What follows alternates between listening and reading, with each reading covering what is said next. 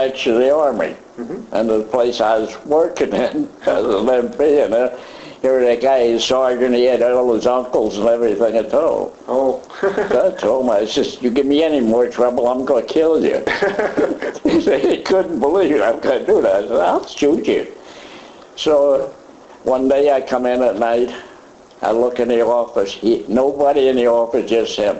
He wanted me to give him his gun.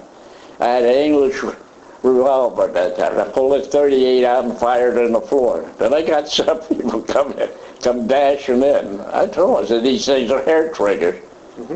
So the next day he gave me a 45 after that. Didn't take no more chances. But I told him I could get it. So one day catching me coming in, I had 2 passes. See, when they ask you, what do you want to pass for, even days or odd days? So you get a pass for both. That way you're always ready. So he caught me coming in, he took my pass on and tore it up. That'll keep you in. That's me. So the next night I'm coming in, and here he's right behind me getting out of the cab. He yelled and all, and I walked right in, went into the elevator, whistled, he got to the door and I closed the elevator. I went up to the 3rd floor it was. Then I didn't know what to do. Could I go down? I could get out. I thought this guy's going to follow me around. I went over to the fire escape section, the inside fire station. When he came up to the 3rd floor, I hit him. Knocked him down 2 flights of floor. Then I decided I'm going to be in trouble. So I went in and told the officer, and the one commanding officer, I want to transfer to the Air Force. He wasn't going to do it. I said, I either transfer in the morning or I'm going to make a phone call. So the next morning, he had my transfer ready, and I see my buddy. I told him, I said, you talk to this guy, tell him. He says anything other than he fell on them steps, I'm going to come after him. So I didn't hit him. Well, I gave my buddies 3 guns I had already stolen. I let him have that, so I transferred to the Air Force. So that's how you ended up in the Army Air Force? Yeah, I ended the Army Air Force. You go to a place there, and they have all the planes, and he said, decide what you want to do. And then I looked at it, and I decided I wanted to fly a Voltaire in the B-17. Now, is that where the Tinker Toy comes in, and the other Flying Fortress that you were on? Is that where the Tinker Toy comes in? I flew the Sterling. That was the first time they tried putting a tail turret on a plane. The first time I went up, and then I got hit right off. I cut a couple right in the belly. See, those things, the English planes, they're made of canvas and wood, no metal. And then this canvas keeps stretching and shrinking, and all that noise, you're supposed to fly with that. I looked back to see if I had the plane with me. When I turned around, there was a fighter right there firing at me.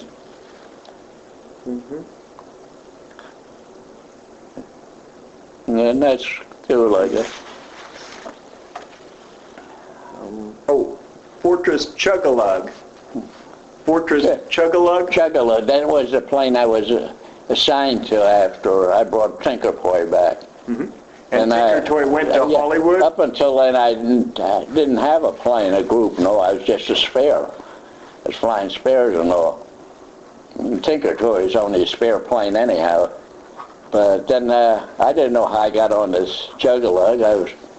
I brought the plane back with only one motor on the thing going. So the next morning I was called to fly Voltaire. That was the first time I was told to fly Voltaire. So nobody said anything to why I signed. I already signed for Voltaire, but nobody said why I got that job or that. What it was, this guy that was on Chug-a-Lug, he flew to Voltaire.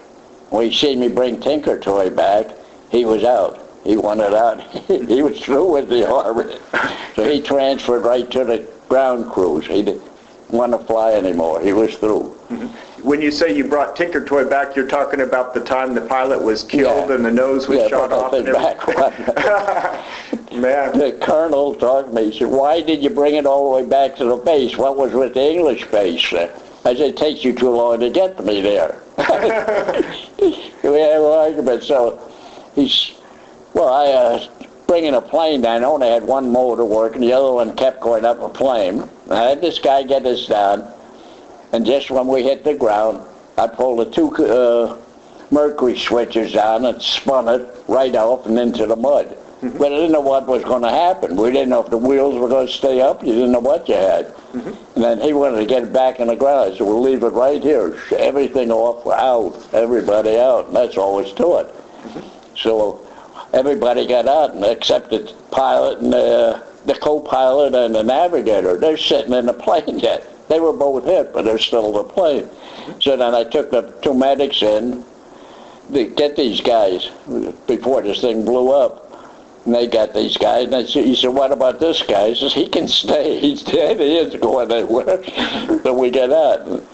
And that's what Nazar had, you know. And then he said, well, you heard. I said, yeah, look. And you hit my finger about it. Oh, that's bad. I said, no purple heart. There's no purple heart. He said, what do you want me to do? Kiss you for? I said, would you? He said, get out of there.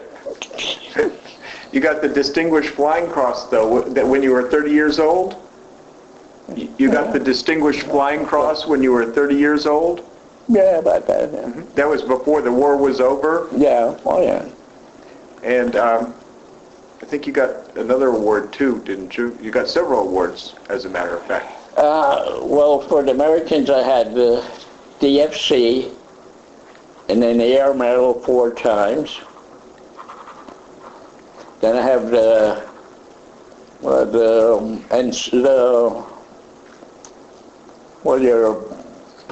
did that be? Your English coming in the European theater, that'd be. That I got a bronze star and a silver star. That's what I got from the Americans.